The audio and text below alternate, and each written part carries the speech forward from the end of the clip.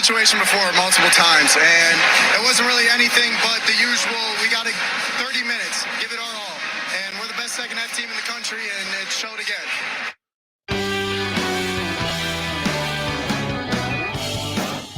Good afternoon, everybody. That was J.J. McCarthy back on Saturday night on Fox after the game, declaring that Michigan is a second-half team. In fact, the best second-half team in the country. I'm not here to lie with him. Watching this team this year, they were an incredible second-half team, both on offense and on defense, and it showed itself again in the Big Ten title game.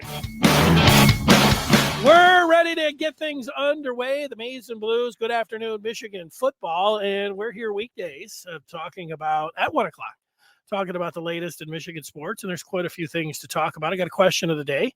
We got 25 days left in this year, and, we always count them down like, hey, there's so many days left in the year. See you next year, that kind of stuff, and yet this year it's got a like last year, a special meaning. You may not like, I don't particularly like New Year's Eve semifinal games, but I liked it last year.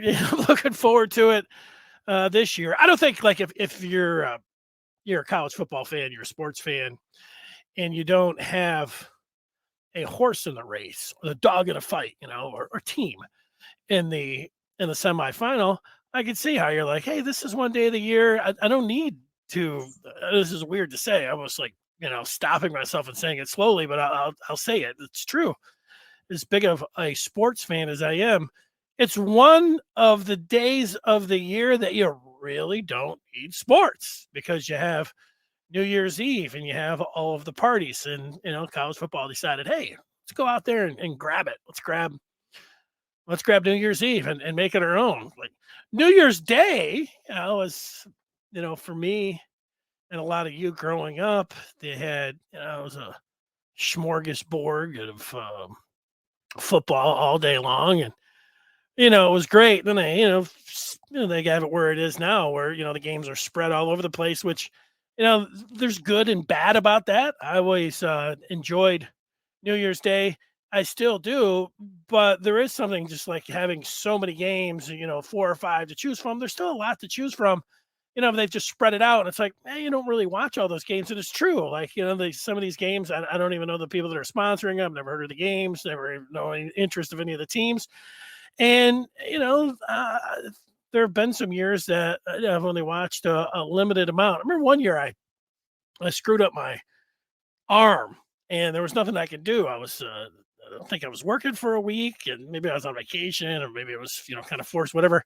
But I had like 7 straight days, but it was right in the middle of bowl season. So I'm over there watching like, Virginia and, whoever, SMU and things like that. And I was like, wow. I can remember whatever the year Kyle Van Noy, the Lions ended up picking him in the second round.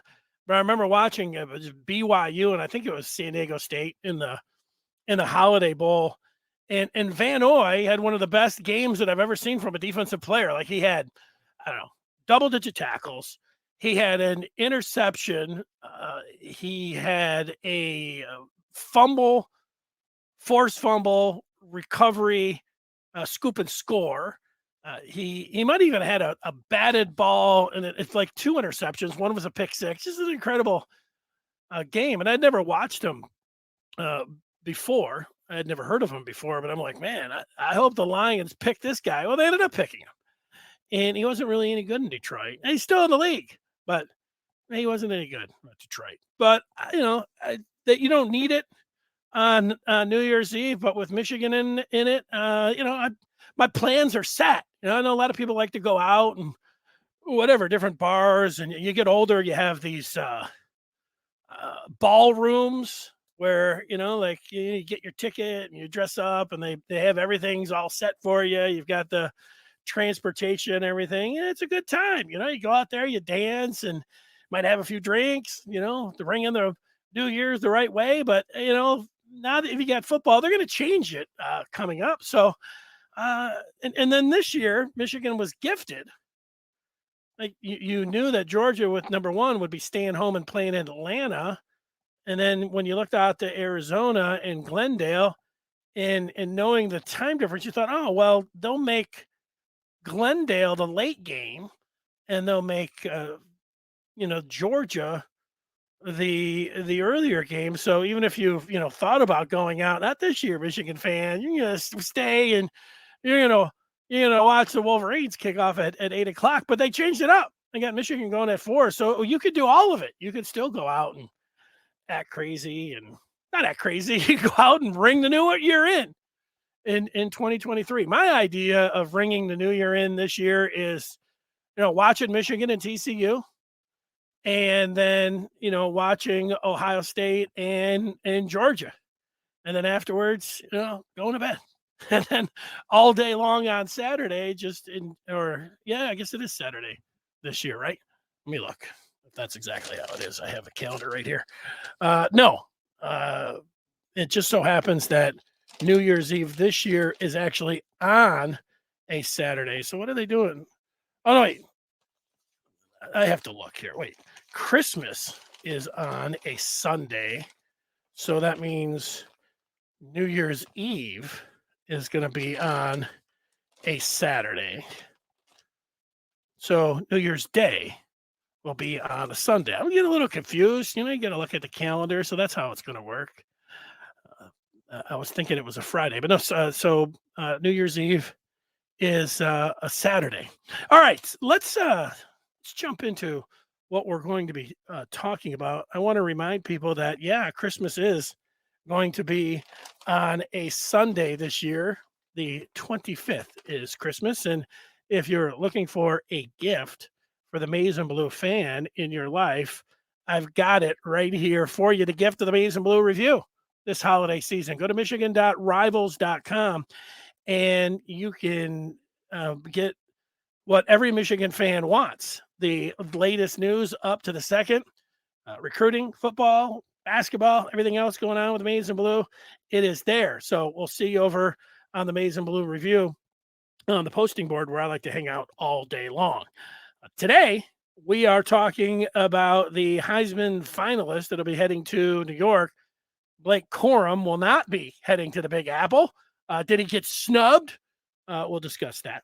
Also, now with 25 days until Michigan plays a football game, and then you have on the 21st, which is coming pretty quickly here, just over 2 weeks from now, will be the early signing period. Michigan's got some ground to make up. How are they doing in recruiting / name, image, and likeness?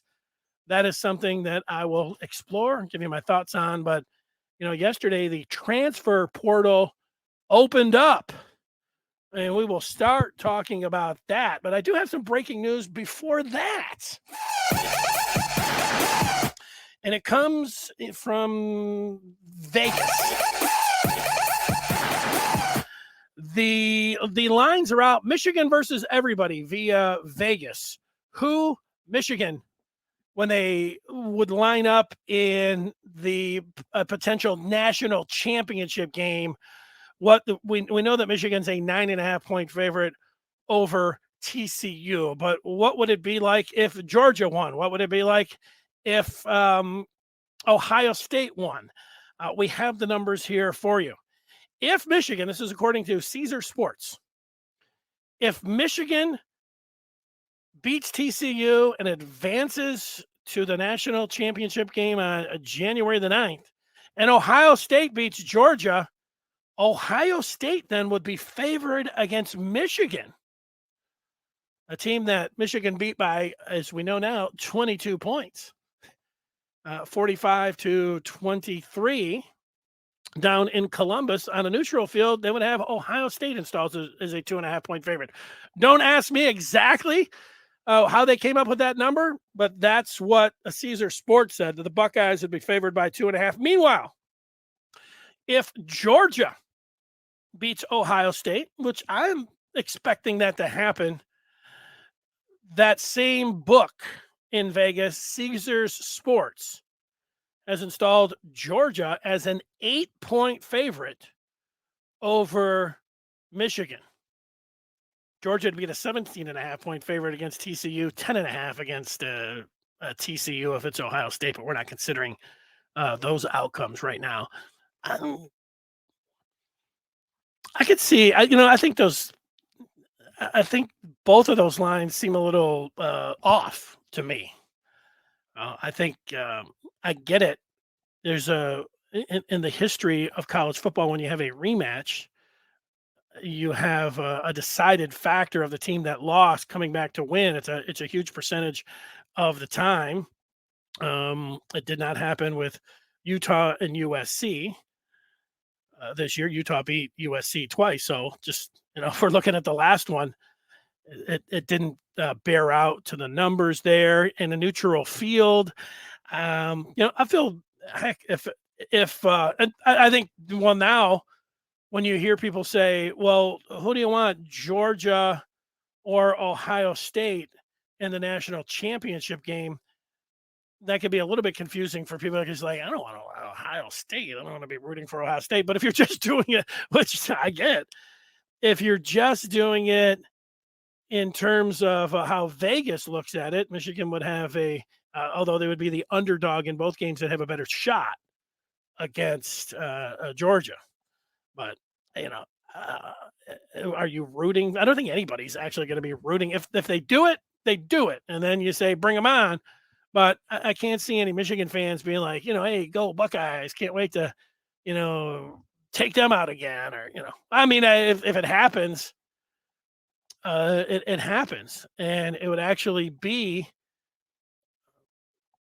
good for Michigan heading in. But it's not something I think that anybody's rooting for. Right?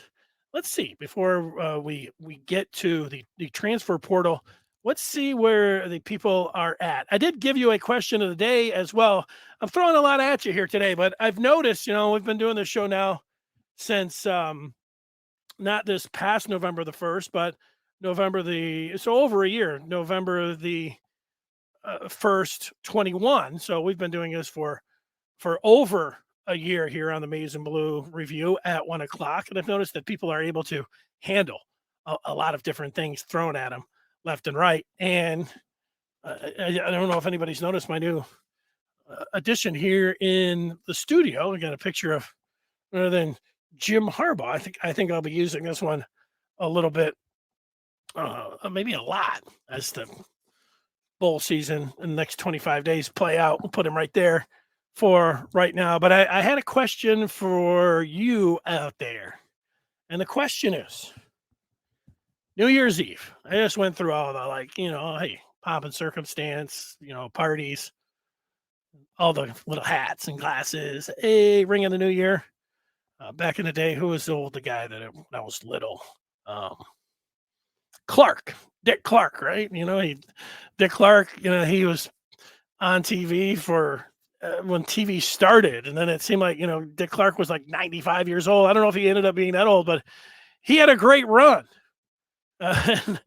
And now they have different, but Clark had his thing that would if you're sitting around watching too much after you got to, that was nice when you maybe you were able to stay up when you were like 9 or 10, but by the time you got, like in high school, or if you're in your 20s or in your 30s and you're sitting around watching Dick Clark just hanging out, you're like, hey, maybe I want a little bit more from New Year's Eve. Although I do know some people that, they, fancy themselves as, experts on going out and partying, and they call New Year's Eve amateur night, which I can get because, a lot of people act a fool, and you give them a little bit of a break. If you're a pro, that means you go out a lot and you're used to being able to celebrate and everything, which is good. But then you get people that, only celebrate maybe once or twice a year. They go out and, they don't know how to handle themselves on New Year's Eve. That's where the amateur part comes in. But all of that being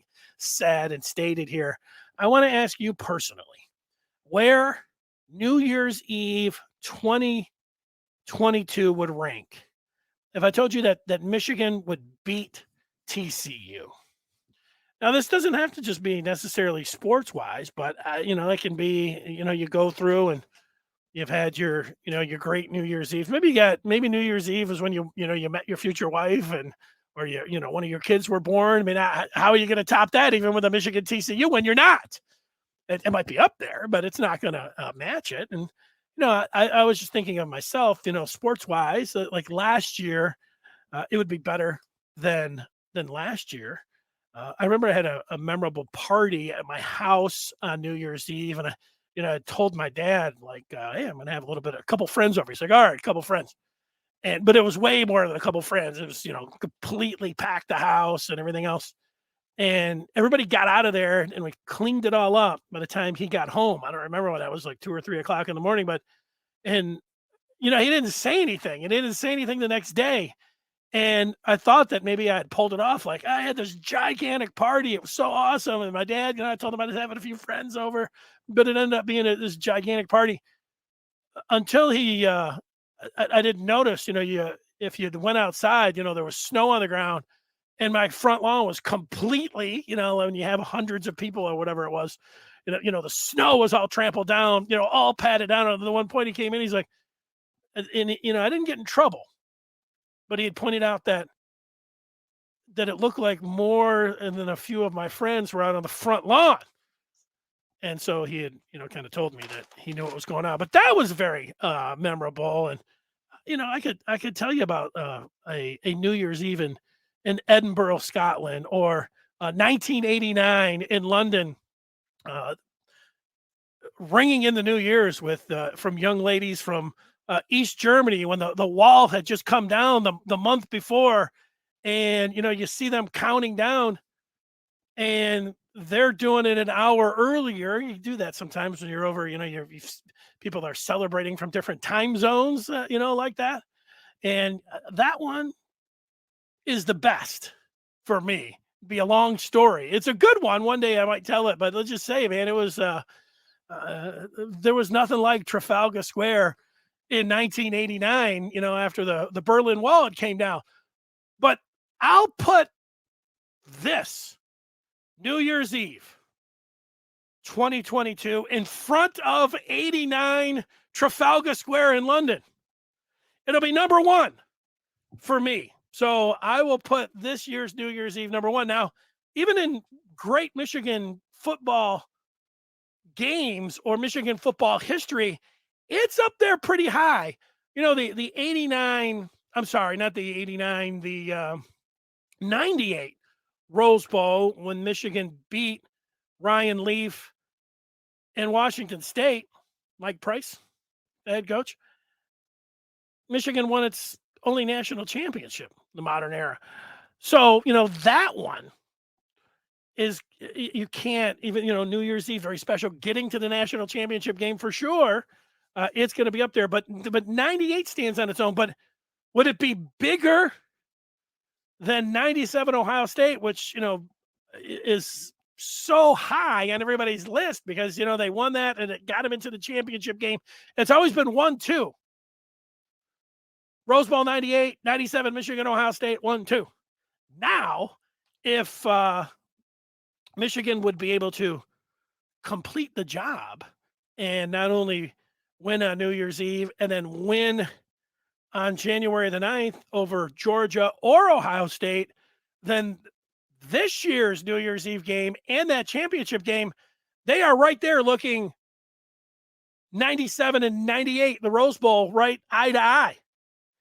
And you can make the case, and I'll make it right now, that these games would be bigger because you had to do more. 97 meant a lot, but once you beat Ohio State, you automatically got to the championship game. And, of course, they won it. Now, not only do you have to beat Ohio State, you have to win the Big Ten, although Michigan still could have got in, but, winning the Big Ten, and now you got to get a semifinal, and then you have to win the national championship game. I'll make the case that, this semifinal and then the championship game certainly would be sitting there looking eye to eye. And I know people, if you can go back to 71 and say, the 71 Ohio State Michigan game, and then the Michigan lost in the Rose Bowl to Stanford by 1 point, you could say the 71, and there's a couple other in there that you would look at too if things fell the right way that you could put up there. And I buy that. Like if you're a Michigan historian saying, you're forgetting about some of these, I haven't forgot about them, and you can make a case for them. So there's my case. I say that for me personally, if Michigan wins New Year's Eve over TCU, it would be the best New Year's Eve in my life. Number one. And that's, 50 some odd New Year's Eves that I've been through. How about that? Let's see where people are at with that. And then I'll get to the transfer portal coming up. Let's see. Steven says New Year's Eve typically sucks. So a win leading into about 7 or 8, that'd be pretty good. Steven doesn't like New Year's Eve. So there you go. Not everybody, holds it as this, great day.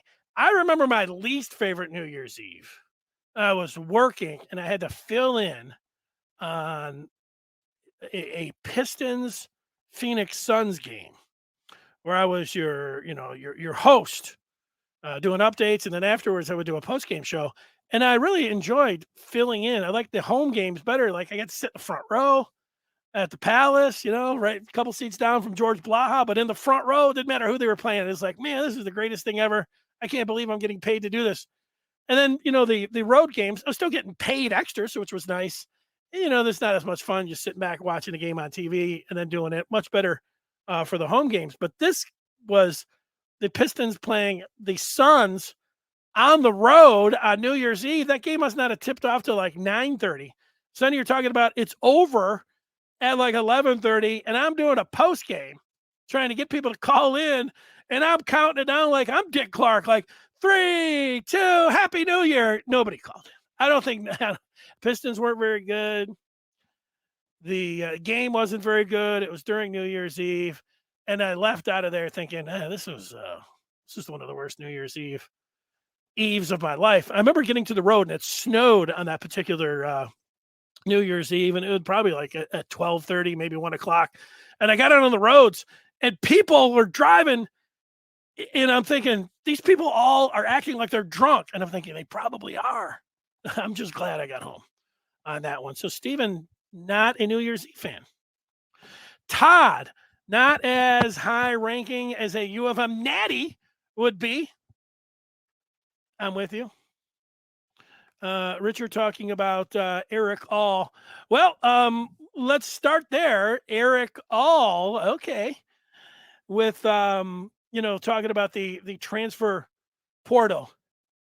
Michigan All is in the portal, so is the other tight end, Lewis Hansen. And when you look at Michigan's roster, and you look at guys that have been there, like Hansen, I would think that there would be another half dozen or dozen guys maybe even hitting, maybe not that many, but a lot of guys that are going to still hit the transfer portal that are Michigan players. All was one that I was not expecting. Richard asking if All explained his move. Well, he sent a tweet out, and I didn't post up the tweet, but it was a negative tweet. And it was something like, and it was just last week or something that he said he was fixing to come back or whatever. And then this time around, he said, I forget the wording, but it was, he was airing a little bit of dirty laundry. He didn't like how he was treated, basically, essentially is how I'm going to say it. It's out there. People have talked about it. And then his dad came over the top, and we're talking to like some super fans from Michigan.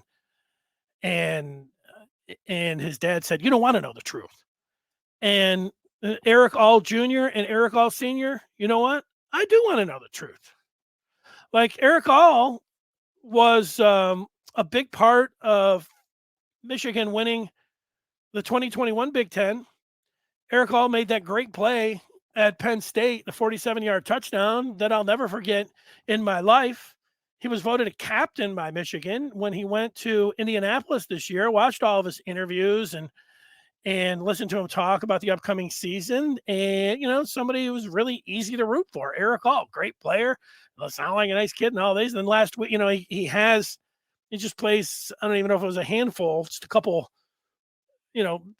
early on in the season is, he only played a very limited amount of time, and then he missed the rest of the year with an injury. And, he didn't say specifically what his problem was with Michigan. And it becomes a problem when it's on Twitter and it seems mysterious, which this one is, because you're not saying exactly, except that he didn't like how it played out. Well, you're going to turn most Michigan fans against you. I think a lot of people that say, look, you're going to lose some guys, even, a captain, and not everything's going to work perfectly for people. I mean, this is if you're able to take a measured approach, take a step back, and just say, hey, good luck to him or wherever. But it's going to be a lot of people that are like, hey, what's he doing? Well, what's the shade for? Why are you acting like this? And then his dad coming over the top and saying, you don't want to know the truth. Like, okay, it's drama, unnecessary drama from his family. I give kids, and I know they're young adults and young men, but I still look at, I still look at college players like kids. I give them a break when it comes down to putting things on Twitter for the most part. I mean, there can be always exceptions to that where you do something really stupid, but for this one, him exiting, I don't think it was a real smart move. If I was his agent, even if he had, he may have a case of, or he might have a point. I don't know about a case. He might have a point where he didn't like how, a misunderstanding of what he was told. There could be a situation medically where a doctor said this, or he thought he was being pushed. That kind of stuff is going to happen. And look, Michigan, just like they're not going to handle every situation perfectly. And, the coach might not see eye to eye with the players. And then when you have the doctors involved, I mean, there's going to be some situations like that. So even if it was like he thought, oh, Michigan did me wrong, well, you need to explain it instead of putting something out and then his dad coming back and saying, you can't handle the truth. What are we talking about here? No, people can handle the truth. Now, admittedly, some people, can't handle the truth. You're right. But most people, is it most people? Yes. Most people can handle the truth. They understand that. And I don't know, Michigan may not have aired at all. All could be the one that, is tripped up here. I don't know. It just leaves for complete speculation. And the worst part about this is that the guy was a captain, and they'll honor that 21 team, forever. For as old as Erick All, he would be welcome back, and certainly as a captain for the 22 team, even if he left, regardless of where he went. And his dad was retweeting things about Iowa and Cade McNamara, so maybe he does go to Iowa City. Who cares? Good luck to him. But he could have still come back in the future, and he would have been welcome back. Now, why cut that cord? That's what I would have said to him if I was advising him. You never know. People always say that about jobs. Like you're in, you might be like, this guy was the worst jerk program director of all the time. That little Napoleon complex Notre Dame fan. Oh, wait. I don't want to say that. Might be one day where I would come back and, want to work at that place. So you don't want to say anything like that, mostly. And in this case, it's not a job, but it still holds true. So I don't know what All's doing. I think he's sounded a little bit emotional. I think his Twitter fingers, have got in front of him a little bit. I think that he would end up regretting that at some point. And, having his dad fight his battles for, no. There's a lot of stuff in there. And like I said, the kid might have a point. Now, what he should do, I would even come back if he called me and said, hey, what should he do? Well, you should come on like a show like this. And I could say, hey, Erick, what did you mean? And I'd say, well, what's your point? Let's see if he has a point. And he might. And you wish him well, and then you move on. He may still do that. And so we'll find out. But at this point right now, he's exiting, and he is, airing dirty laundry, and his dad's coming over the top, and who knows about that. So that's the transfer portal. As far as Michigan goes with the transfer portal, they're eyeballing players. The running back from Wisconsin, we're going to have to just see. I know a lot of people want to say, hey, Braylon Allen, he's coming in. He might. It could happen. There's a lot of moving parts, fluid situation. Now you want to be right up to speed on all that. That's fine. Like I'm keeping an eye on it. The staff of the Maize and Blue Review, I mean, they are sitting there eyeballing, like they're sitting there watching the portal right now. Like, hey, the portal. Oh yeah, what about this guy? And so if that's something that you want to do, And I know you want to know the news. Maize and Blue Review is the place to be on that. For me, I'm going to see how it plays out, and then I'm going to react to it. Michigan, when it comes to getting players that are not grad students, if a guy is that good and he's coming in, sometimes it can be a situation where, Michigan might be able to get somebody, and it doesn't matter about transfer credits because the guy's planning on bolting afterwards. But it's not when it comes to transfers, we all know that Michigan's not, they have a harder line in accepting credits, and, that can hurt them. And so they look for grad transfers. However, I don't know, but I considering that Michigan is in the Final Four, and they're just one of two undefeated teams, I can't believe that there would be another team that is in position that Michigan is in that has had better success at bringing in transfers this year. And I would look to Yabi Oki on the defensive side that Michigan brought in late in August. And then obviously I would put Oluskin Olatimi right there at the front of the line, where Michigan was able to bring in the former Virginia center, and he anchored Michigan's offensive line. And he was every bit as advertised, and he was as good of a transfer as anybody in the country. Yeah, I know the kid from USC, but USC's not in the final. Olatimi is. So bring it on when it comes to the transfers. Michigan has done a good job when it comes down to that. All right, before we get to the Heisman stuff, let's see where the people are at. Speculation on all. I get it. When you don't say, it is complete and total, free for all about, hey, it's going to be money. Could be the coach. Could be, this. Could be that. Todd says Georgia has a home game and TCU basically a home game, of course. I don't know. TCU is right around Dallas, right? So Dallas over to Phoenix. I don't know what kind of drive is that's a little bit of a poke still. I don't know. Man, for Texas, that might not be anything. Like, just go ahead and make that drive. That seems like it's still a pretty big drive. I know it's a bigger drive than from Michigan to Arizona.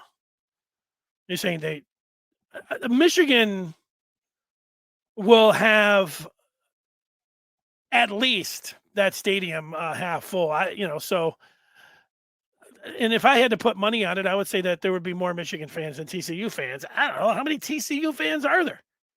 How many TCU fans can TCU even fill out a stadium? If they're talking about just TCU fans. Texas Christian University Horned Frogs, then when they have their home game or whatever, maybe. And every single one of those guys, they load up the bus. Michigan, they've got fans everywhere. Michigan will be well represented. I would say that they would have more. EMU is in the Smurf Turf Potato Bowl. Go Eastern. Yeah, go Eagles. I have not looked at the menu and started, I will do that, but I have yet to even look through that. That was news about the Smurf Turf Potato Bowl. Richard's saying that Michigan needs an NIL package for the whole team. More about the team. I'm going to talk about the NIL package coming up after I talk about the Heisman, but that is one, remember Texas Tech in the offseason, they put out a plan about their name, image, and likeness where they were going to give every player that was a freshman, $15,000, and they were even going to extend that to like 10 walk-ons, which raised my eyebrows and thought, wow, what if Michigan, if Texas Tech can come up with 15, and you might be saying 15's chump change to, superstars. I hear you. But I was thinking the add-on of those 10 walk-ons that would be getting, the $15,000 to supplement their education. Prior to the 85 scholarships, Nebraska, Michigan, they benefited, like they could have 100 They could have 100 players, and they could, give them partial scholarships, maybe even full scholarships. I'm not 100% sure how that worked, but it was always like, wow, Nebraska's got 105 kids out there. Look at their sidelines. And if you're somebody like Michigan or anybody now, you can extend it where it's more than 85 scholarships. If you gave an extra 15,000 to an extra 15 kids, and then if you're somewhere like Michigan, I thought like, all right, and it's easy for me to start talking about money. I don't know, you start adding it up. But look, it's not paying the players before they come in, so it is something at least to think about. If Michigan went 15 when you were a freshman, 30 when you were a sophomore, 50 when you were a junior, 100 when you were a senior, you start adding that up, and you can say, hey, these walk-ons could pay their own way. And then everybody would be getting paid. Now, when you start talking about 85, 100 kids, and I'm adding it all up, yeah, it ends up being a lot of money. But, it's big-time football now. Yeah, it's a lot of money. These guys we're talking billions now.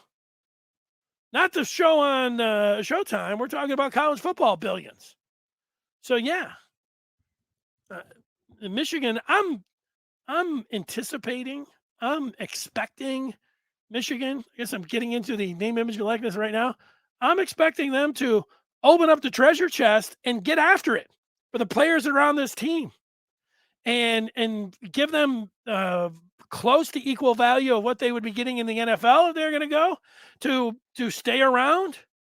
That's not paying a 5-star money up front, which is technically against the rules. Michigan doesn't want to do that. That's a hill they're dying on.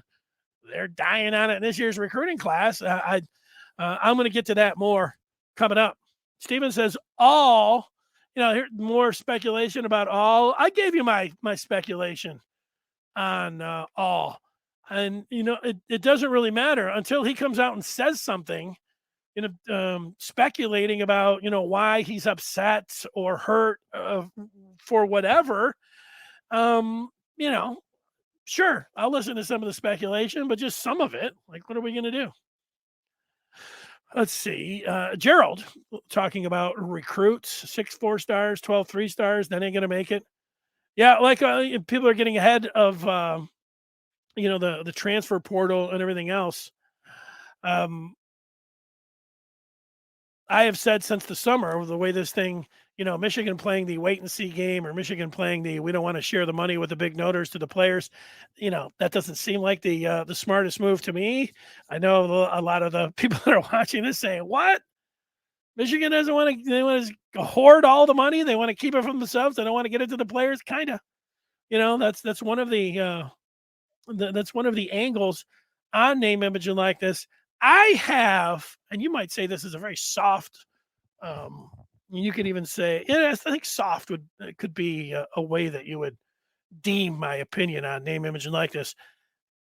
I have accepted that Michigan is not giving signing bonuses or pay to play, that's the hill that they want to die on. I'm accepting that. And so I'm looking for their other creative ways, and they've got, just over 2 weeks now to see what they can do to prime the pump a little bit, get some guys coming back, signing day. But if they sacrifice this season recruiting class, and I say sacrifice by being like, a top 30 class, people are going to be crying. Even though they're in the Final Four, they're going to be like, oh, this is going to be the last time we're ever here. And they may have a point to that. But I think there's going to be enough crying. That's probably the right word for it. I think there'll be enough crying by Michigan fans and alumni that if Michigan, turns out a top 30 class when they're in the freaking college football semifinals for 2 years in a row, then, the administration is going to have to say, well, and all that. They got smart, there's really smart people over there, smarter than me, supposedly. Whatever their plan is, hey, we're doing it the Michigan way. Well, if we get to 2 weeks and then after that with name, image, and likeness, and Michigan, churns out a 30th ranked recruiting class, they're going to have to look themselves in the mirror and say, okay, well, is this really a hill we should be dying on? We are dying on it, but should we?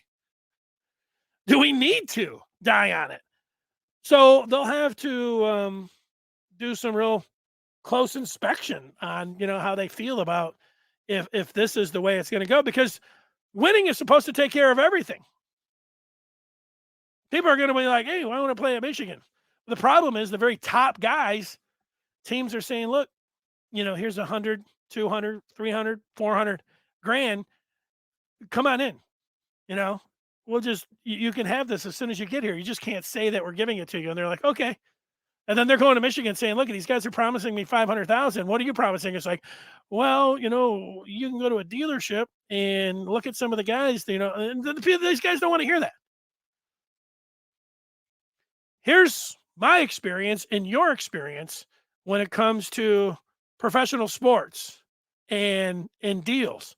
Players almost always take the biggest amount of money, the biggest amount of contract, and players almost always go for the most upfront money, the biggest signing bonus. And that's what other teams are offering. So, and I would even think it would be more amplified because there are some players, once they have 50, 60, 150 million in the bank, they say, I would rather just, play in Miami because it's the beach. I already got 150 million. I'll take 10 or 15 less for enough.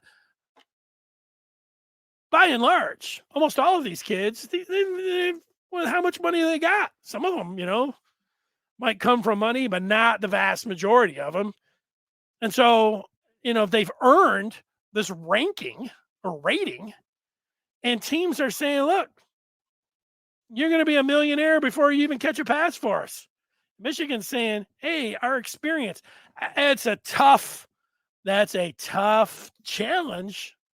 And you can say, hey, this is Michigan. We'll find out if this is Michigan, or as this guy says,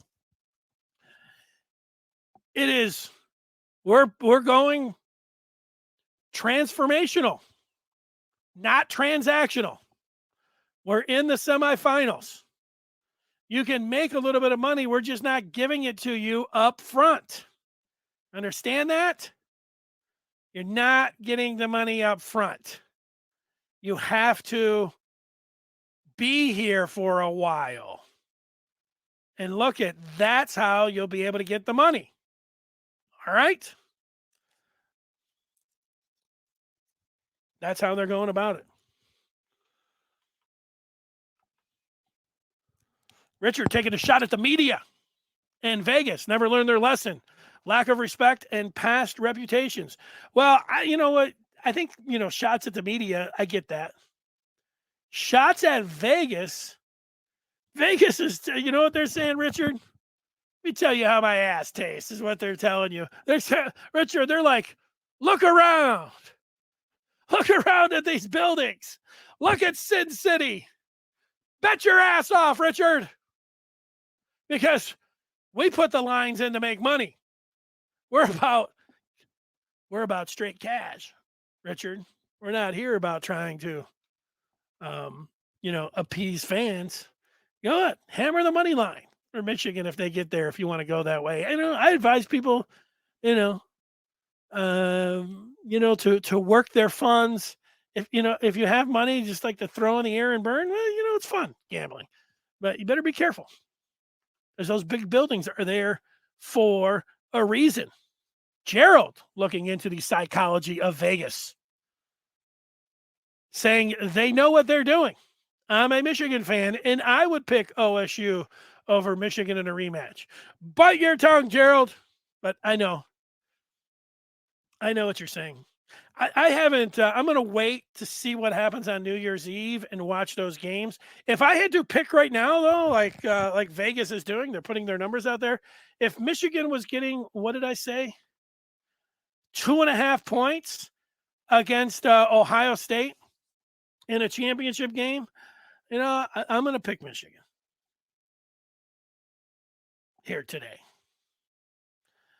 The way they played, the way the secondary, the way they were able to hold Ohio State at home to 3 points in the second half, the way they ran the ball in Ohio State, the way that Kojo was able to rip off a 69-yarder, a 75-yarder, the way Donovan Edwards had a 75-yarder and an 85-yarder, the way JJ McCarthy just in time now look like everything that you would want him to be in terms of running and throwing the ball. I'm taking Michigan. Now I'm saying that, and I'm somebody that picked Ohio State in that game to everybody's dismay and for my everlasting stain on my reputation. But I'll pick Michigan in the championship game if that ends up being the way it is right now. Now, Georgia, that's going to be a horse of another color. 8 points. The thing, I don't know how much Vegas puts this into their analytics or how it plays into how they're setting the number at all. I'm going to make it sound like I'm some super sports fan here, but I used to work with a guy who would say something like this. I've watched every one of the semifinals, over the last 8 years, okay? I've watched every one of these games. You know what? They're almost all blowouts, all of them. The team, doesn't matter how many points they're laying, they have covered almost every one of these semifinals. How many underdogs have even come close? There's some examination for it. Is past performance is it indicative of what's going to happen? Those are things you have to weigh. Georgia beat Michigan 34-11. I would have taken 21 points last year and said, "Oh, are you kidding me? They're not that much better." But my feeling is that I would take Michigan in 8 points right now. You don't want to say like you think they're a team of destiny. Why would anybody listen to you if you're going to say that? I just really like Michigan. I think they're going to win the game. Maybe they will. Todd saying that Michigan needs some 5 stars. Yeah. Well, you need it all. In college football, you need to get the players and then you need to develop the players. And I think about the Saturday night, and Donovan Edwards was, sure enough, he was from Michigan, the state of Michigan, but he was highly regarded. He could have gone anywhere in the country. It was great to have him as a backup running back. Will Johnson was the highest rated player in all the Big Ten, according to Rivals. He was great. Pass breakups. I mean, he looked like Woodson. Woodson in 95, his freshman year, had 2 interceptions against Ohio State. Will Johnson in the Big Ten championship game with 2 interceptions. He looked pretty good in those 2 interceptions. Who else played great in that game? JJ McCarthy. There's another one. Yeah, you need the players and you need to develop them. There is no doubt. I mean, all of us are sitting here, shaking our head with Todd and what he is saying. Gerald's talking about a lot of things went our way in that game. I don't know which game you're talking about. The Ohio State game? I don't know what went Michigan's way necessarily. They didn't really go their way in the first half. And it certainly didn't go their way in the first quarter. Michigan didn't look good at all in the first quarter. I was watching the J.J. McCarthy didn't look good in the first quarter. Michigan wasn't able to run the ball at all. And until that big 3rd and 9 lightning bolt, that 69-yarder to Kojo, what was McCarthy, like 3 of 8 for like 40, 50 yards. And Michigan had 0 rushing yards. So it wasn't going well at all for them. And they made a big play. Then they made another big play. But it wasn't like they were blowing out Ohio State at the half. They were trailing at the half. Sure enough, what went their way is what has went their way all year long. Whatever they do at halftime and however they come out, they're very confident. J.J. McCarthy said it himself after the game on Saturday to Allison Williams. I mean, we've been in that situation before multiple times, and it wasn't really anything but the usual. We got 30 minutes, give it our all, and we're the best second-half team in the country, and it showed again. True. So if that's what you're talking about, I don't know. What went their way is what has gone their way all year long. If Michigan is beating TCU or if they're down, I don't know. Like just to say, Michigan, it's 23-20 TCU at the half. People are going to be like, oh, my God, they got all this way. And I'll just be sitting back and I'll say, I'm not sweating this. This is where Michigan, they got them right where they want them. Michigan's leading 17-14 at the half. You're going to be like, this game's over. They're going to lose. I wouldn't act like that. I would say that almost every game this year in the Big Ten has been like that. They were tied with frickin' Indiana. They were losing to Rutgers. So why would anybody think that it would be any different, with, Michigan at the half against TCU? That should feel pretty good. They were, what was the score? Illinois 7-3, and then they were down. It was a tight one. That one really didn't go. Talking about the NFL, beating a team. In the NFL, sure. But the thing in the NFL that they always say, Richard, is that if you're playing somebody in the division, like the Lions and Vikings, if the Lions, let's say, were really good, and they're doing a nice job now, and they're actually favored against the Vikings, who have a much better record, which is wild. But let's say that the Lions beat the Vikings twice this year and then got into the playoffs. People would say, well, it's hard to beat a team 3 times. And it's just the overall record, though, Richard. When you look, it was I didn't add in this year of Utah playing USC, but off the top of my head, it was something like the situation where teams had played twice in the same year. LSU, Alabama did it one time in the championship game. It was, I want to say, I don't know, 23 to 16 was the record for the team that had lost previous. And maybe it was even a bigger number than that, but it was a big decided advantage for the team. Now, what does that mean? I don't know. Does it mean anything to you? You could say, I don't know, let's break down some of those games. And some of them, admittedly, were a long time ago and against teams that, but the one that jumped out to me was Bama and LSU. LSU had beaten Bama, and then they had come back. And how about most recently, we talked about Utah doing it twice against USC, but didn't also last year Georgia get smacked upside the head against Alabama in the SEC championship game, and they came back and they beat Alabama. There was another one. So there's been some big time games that, you win the first time, it's harder the second time. So bring it on. You know what? Like I'm not rooting for Ohio State, but if I could just pick right now, you say, go ahead. You can either have Georgia or you can have Ohio State in the national championship game, January the 9th at SoFi Stadium in Los Angeles. Pick it. I'd put Ohio State in there. The past be damned, or the record, or whatever it is. The records be damned. Right? Let's see what Sugar Shane is talking about. Again, Sugar Shane, I see his. I want to get his immediately up there. I'm going through them all. We get a lot. That's for sure.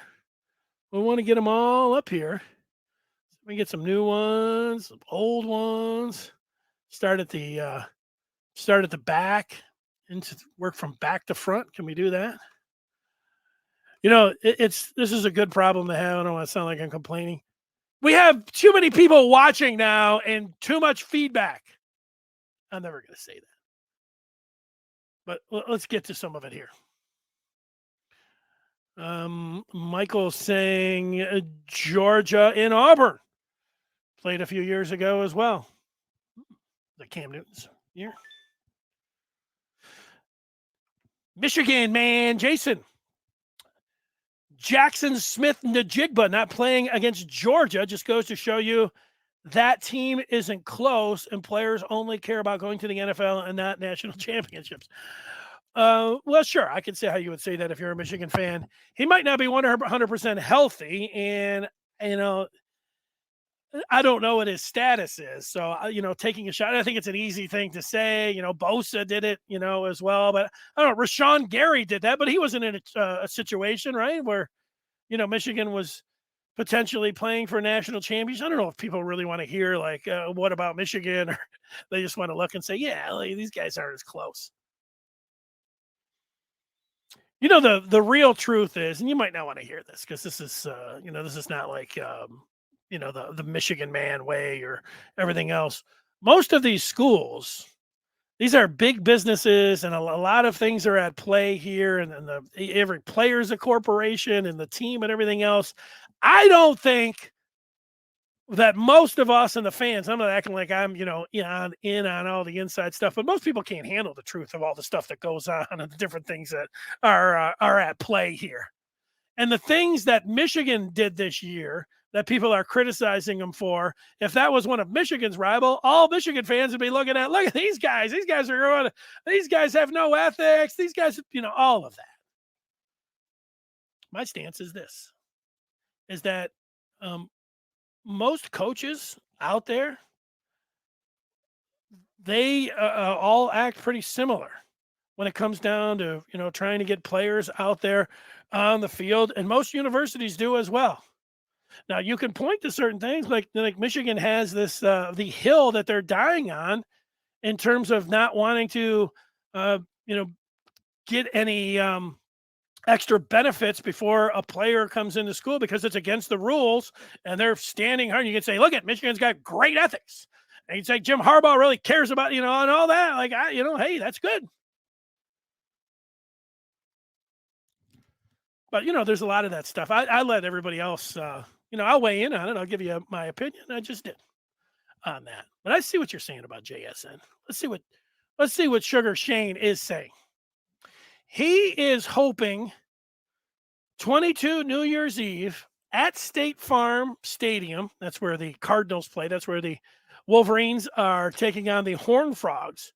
Will rank better than my 21 New Year's Eve at Hard Rock Stadium. Yeah. My profile pick is from that game. Have a strong intuition. It will. Have a strong feeling. It will. I think you just meant out feeling.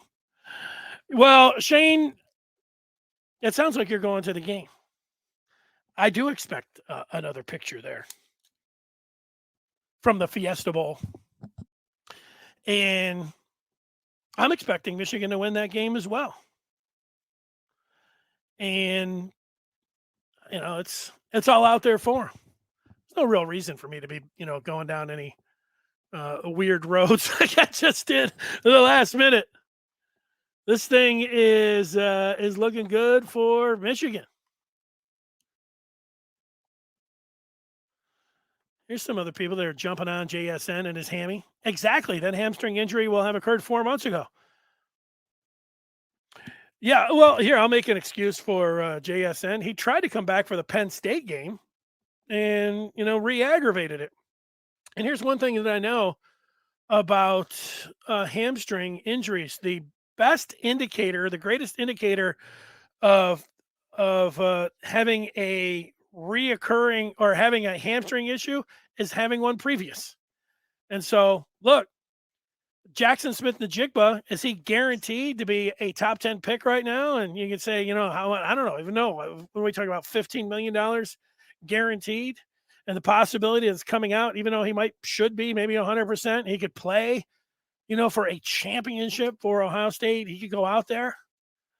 You would advise him. You would do it. You would advise him to do it. I would have, it's easy for me to say. I don't have $15 million on the line. I'd say I'd play for Michigan. I'd play for a national championship, but, people might say you're stupid, for doing that. Can't you get, though, a Lloyd's of London, like if he really is in top 10, where if even the spots that he would lose in the draft, where, he's top 10, if he tore his hamstring, I don't know, it sounds terrible. And, he wasn't picked to like the 5th round, that he would make up for that guaranteed money. I think that's all there. So, yeah, I haven't changed my mind. It's going to let these guys make your make the decisions. Todd is saying that U of M the last 2 years has overachieved according to the recruiting ranks. We'll see if it culminates in a natty. It will be the first. Yeah. Well, let's run through this first. Did Blake Corum get snubbed when it came down to going to New York? You got Caleb Williams, Stenson Bennett, CJ Stroud, Max Duggan. Did he get snubbed? My answer to that is no. I love Blake Corum. I wish he was going to New York.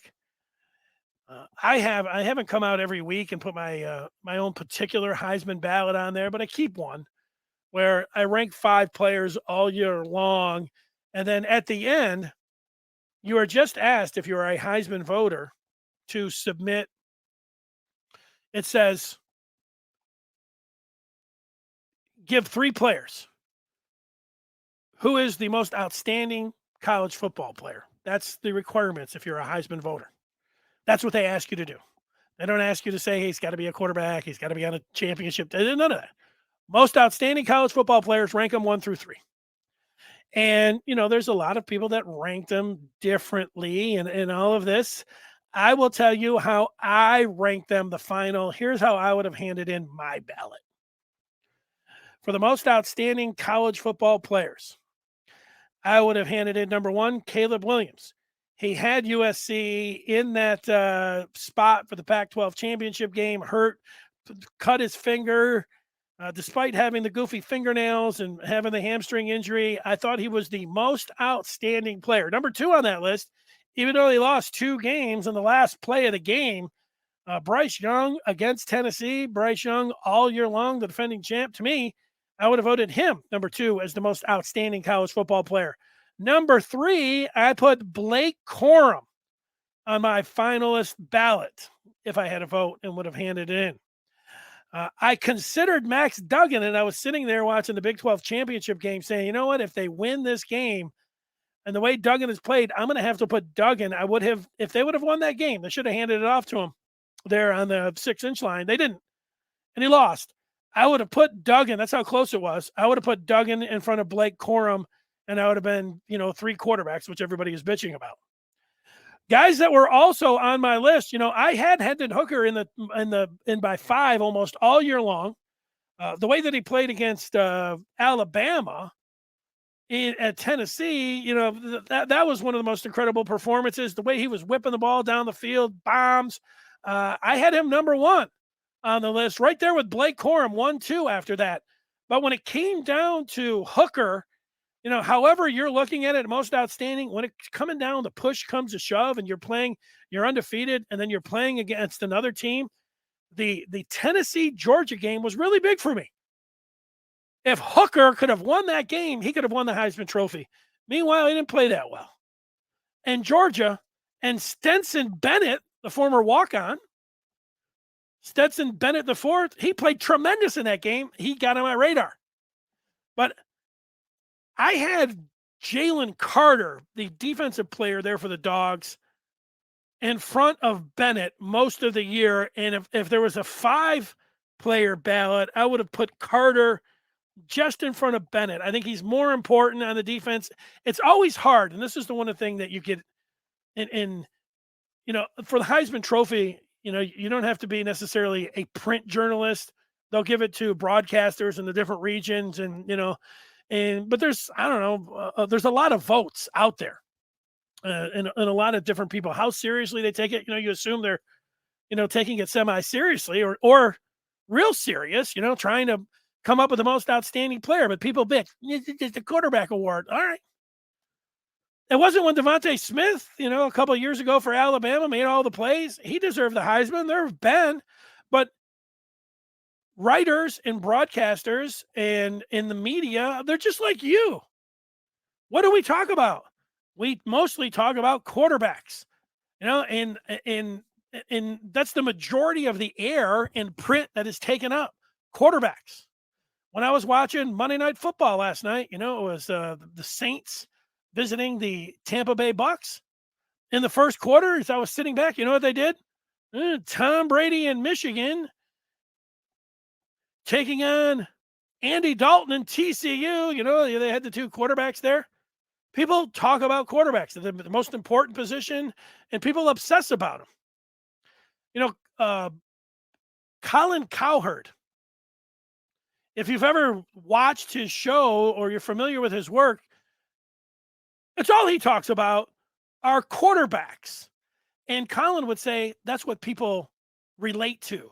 When they watch a game, it's what everybody, you know, you can lose your right tackle, your left guard, your defensive end, your corner, but you can't lose your quarterback. And that's what people identify with, are quarterbacks. So when you're talking about the media, the people that vote for that, the people that criticize, like, hey, this is just a quarterback, or it's like, that's what everybody relates to. That's what everybody identifies with. So, you know, if there was a guy that went out there and stood out, and this year there's really not. You want to put Hooker up there when he went down to in between the hedges and in Tennessee got embarrassed? He didn't look all that hot in that game. He didn't look like a Heisman Trophy. Now, Corum, I give him credit for, you know, playing on the bum knee against Ohio State. If he could have gone out there and run for 100 yards and didn't get hurt against Illinois, I think he would have won it. But unfortunately, he didn't get to play, you know, after the first series, first carry, whatever it was, against Ohio State. If he wouldn't have got hurt, then he would have gone against Purdue. And just look at what Edwards was able to do. You know, we'd be talking about a Heisman Trophy. They're talking about another number 2, the Maize and Blue, and dusting off another Heisman Trophy. That's how close he was. If Duggan would have won, I would have put him on there. So, you know, people are all worked up. People always get worked up about this. Here's how I voted. Williams, Young, Corum. Would have put Duggan up there. Would have had Jalen Carter.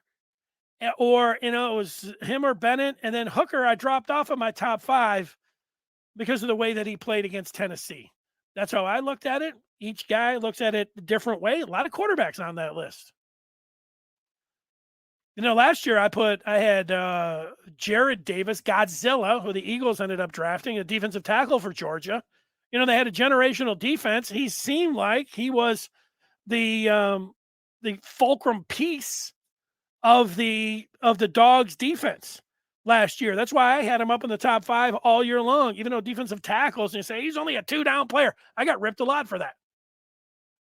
And then I also had Aiden Hutchinson on there. And the funny thing was, is November 1st, I had Kenneth Walker from Michigan State, number 1 on my Heisman list after his performance and his 5 touchdowns against Michigan. But each week, and then when he went down to Ohio State, you know, he was a no-show. I know he was hurt. I didn't just completely take him off the list, but I really dropped him. And other guys in bigger games stepped up. He would not have, if they would have gone by my ballot, he would have not gone to New York. I know State fans were like, you're biased. Not really. I just looked at it and tried to be as fair as I could about it. And it's the same thing. Stetson Bennett, putting him in front of, Carter on the defense, you know, that's tough. I know Georgia this year, you talk to Dog fans, they're like, hey, last year we were led by the defense. We're more balanced. And if you have to ask them, they're more of an offensive team this year. So maybe they would go with Bennett. And he really did play well against Georgia. That's a tough call. And I feel like all of their guys, it's like in an election year where you get people that are stealing, you know, each other's votes. I think Bowers steals a little bit from Bennett, and then Carter steals a little bit on the defensive side from Bennett too. He's going to New York, but he's not going to win it because a lot of guys will look at it like I am. Like, I don't know, he's not even the most outstanding player on his own team. He's not even the most outstanding player on his own offense. How am I going to vote him as the most outstanding player in the country? It happens. I was talking to somebody that said, yeah, Corum, you know, Donovan Edwards ran for 500 yards or whatever it was, 400 yards the last 2 games. That's that Michigan offensive line. I said, yeah, did you see Edwards making guys miss and then going for 60 yards? But the point, you know, is one that a lot of people, you know, they didn't break down the tape. And and, saw the incredible moves that Edwards were making. They're just saying, hey, look at anybody could run for 200 yards behind that line. But you got to do it in the big rivalry games. We all know that. But so I don't know. There's a lot of Michigan fans that are kind of like boo-hoo and making fun of the media and about Corum. That was a travesty. None of that applies here. Let's use when there are real things to criticize the media about or jump on, writers or broadcasters. Let's use it where it's appropriate. This Heisman Trophy voting. Everybody loves Blake Corum, but he did not get snubbed. But if you feel that way, I understand. You don't care about people being fair. You're just a big Michigan fan. You just want him to be in there. I get that. Michigan fans, let's do it. Michigan man saying Gary would have played in the CFP. Count 22 saying JSN stop going to class. Gary wants to know about rumors about Nakai Hill Green. Yeah, I'm sorry. I saw him on Twitter saying some things, but I don't know. I'll leave that. There are plenty of people that entertain, like, do you want me to guess if he's going to be with the team or not? Let's see what happens. Let's see what happens here. Shadyville's just he's just throwing $2 up. And he's got a comment below. Well, let's find his comment. He's throwing $2 up. We're going to have a party at some point, Shadyville. There he is. There's only been 3 teams in the BCS playoff era to win a title that didn't have a top 4 class in the previous 4 years. They all had top 10 and top 5 picks at quarterback.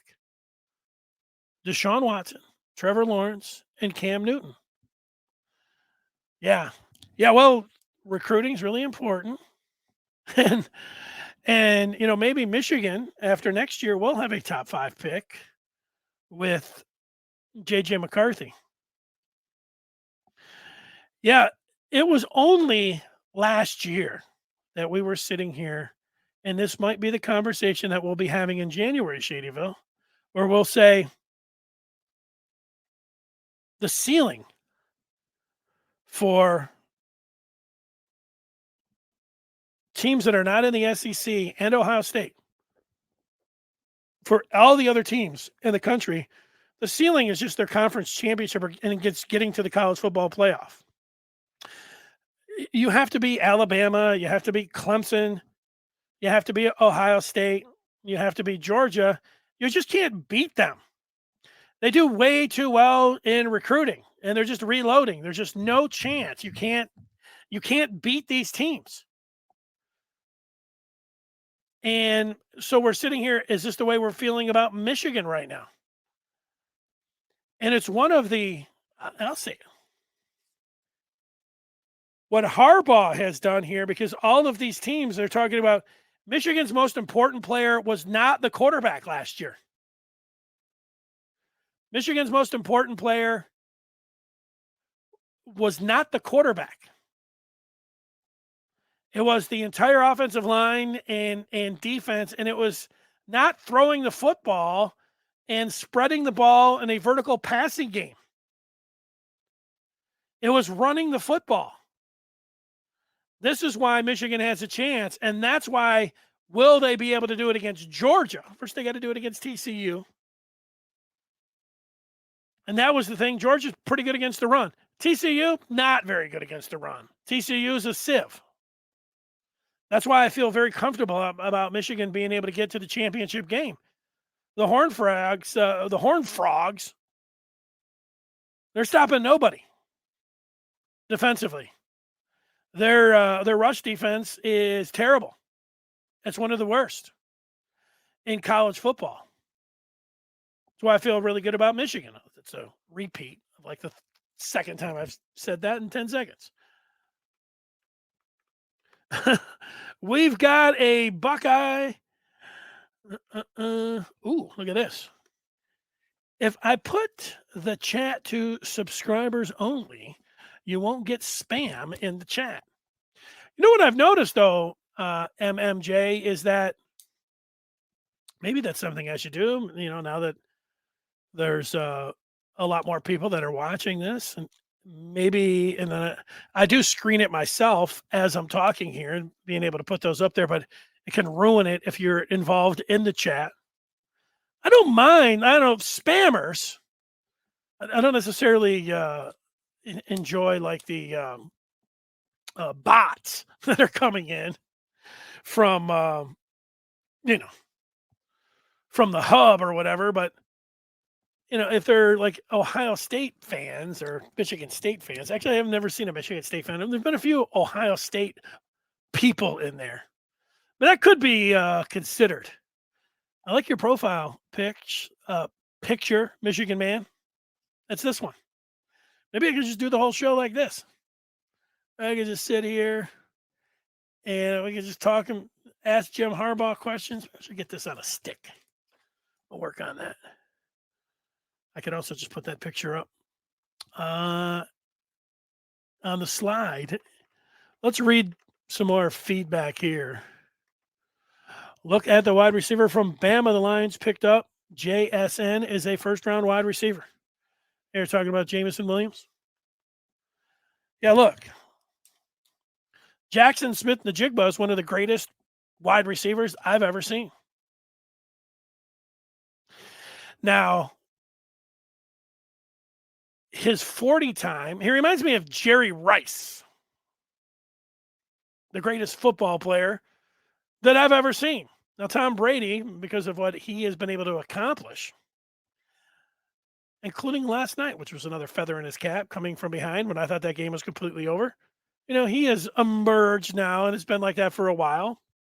He cemented it when he came back from 28-3 against the Falcons in the Super Bowl.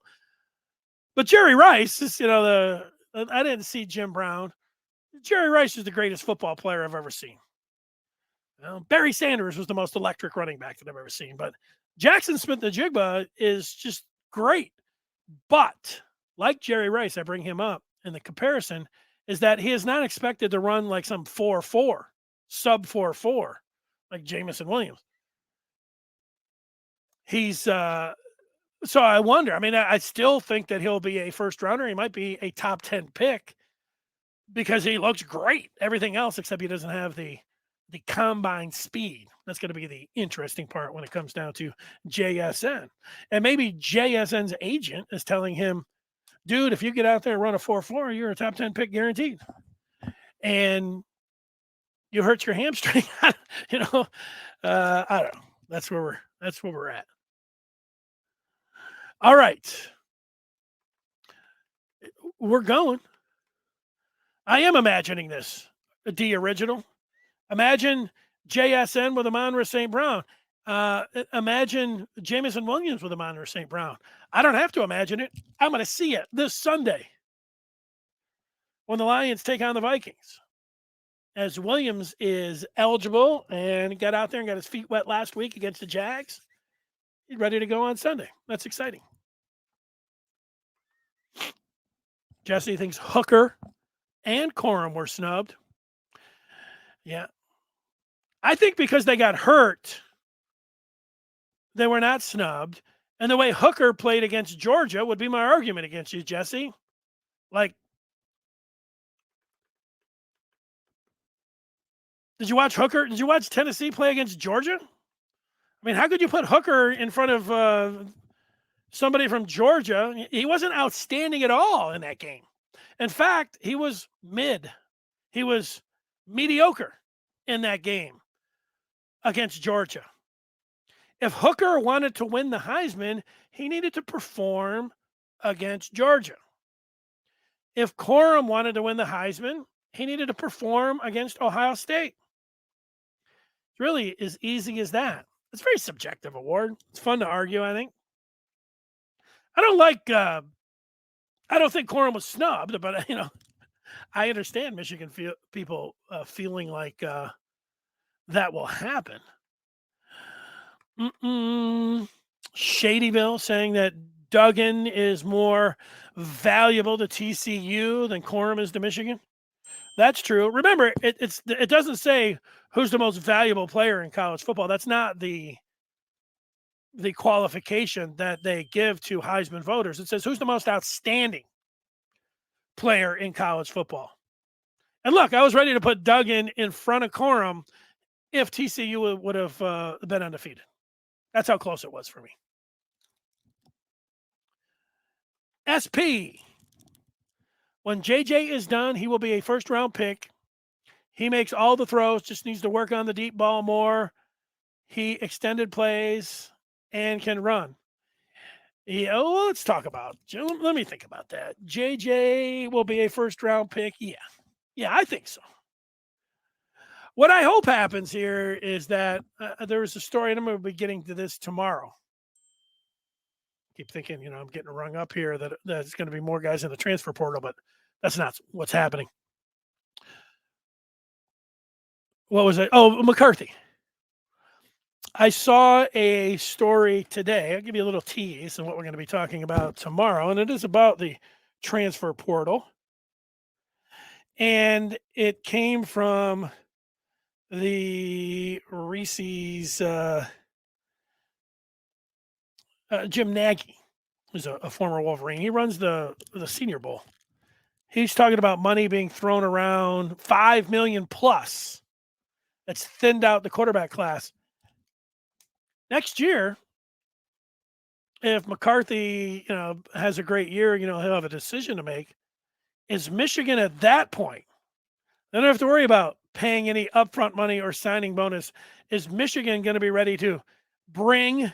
This is the thing with the name, image, and likeness, and I want to wrap it up with. Michigan might be sacrificing a recruiting class. But if Michigan can come back and they can get, Zach Zinter and Trevor Keegan, if they can throw those guys big bags, and otherwise, they could go pro. Those two guys would be as good as getting 5 stars. And, the point that I think it was Shadyville, the recruiting classes, and this is the way it goes. Michigan's running the ball, and now Michigan, instead of paying players money up at front, when they're here and making a decision to go to the pros, can you shove all that money to them right then?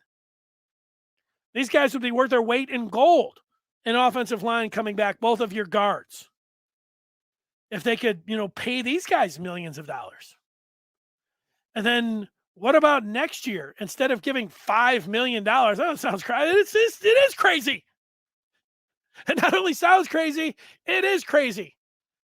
But let's just say next year at this time, if Michigan could give JJ McCarthy, I don't even know how much.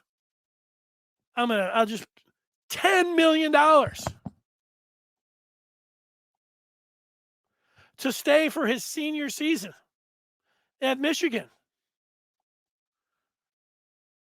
I wonder what Michigan people that are involved. I'll have to ask some people that I know that are kind of close to the situation, what they would think about if Michigan could give McCarthy $10 million after next year. Let's say he plays a season like this year, which would have Michigan back into the college football playoff for a third year, him 2 years as a starter.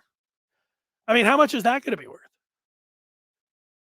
10 million doesn't sound, I know that all of these numbers sound crazy.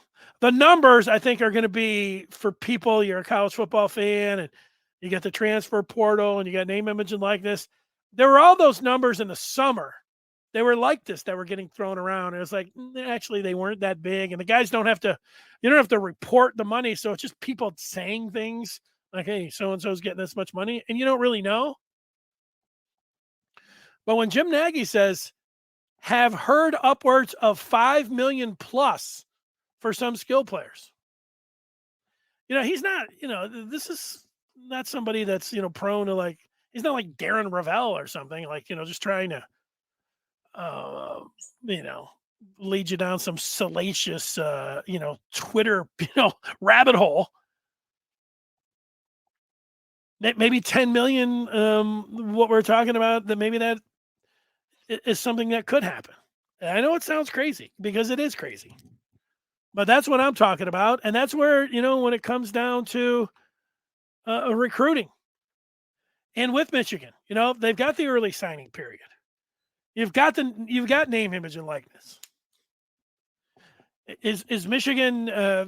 And here's what I'm looking at. What can they do to flip guys over the next couple of weeks? Like if winning means everything, well, I would imagine that they should be able to get some guys. But if they get shut out for top 4 stars and all 5 stars, certainly the pressure is going to be on for 24.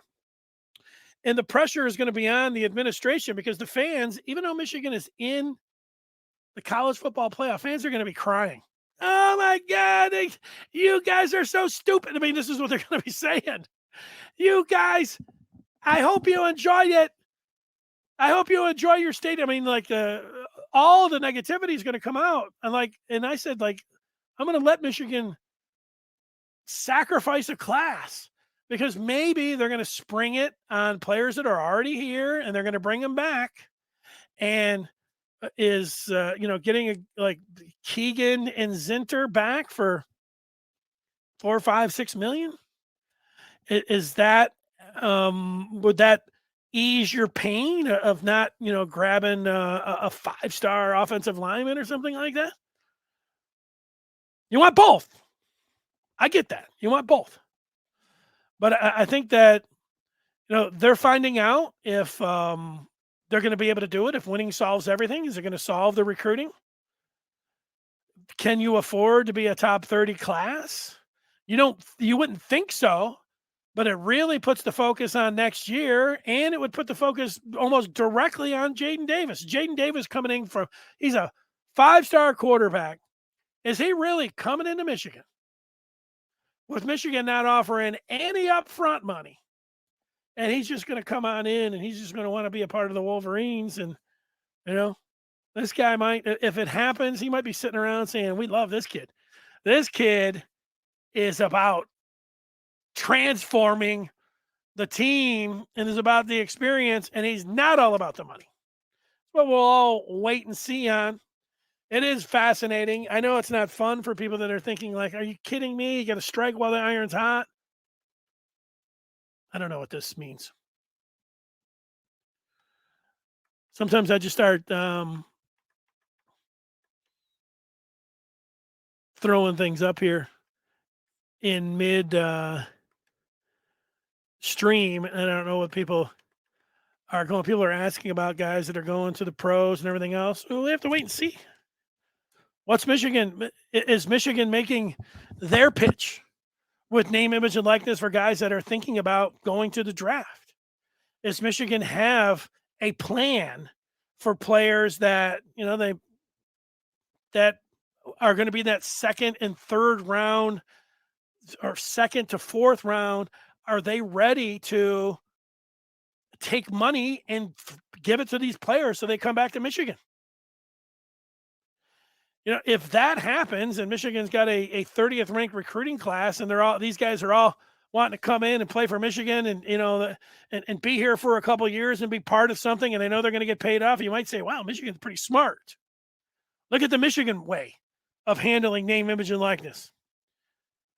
I don't feel real confident about that myself, but like I said, for now the 10th time, sacrificing this and see how they play it, I give them a little benefit of the doubt because where they're sitting right now.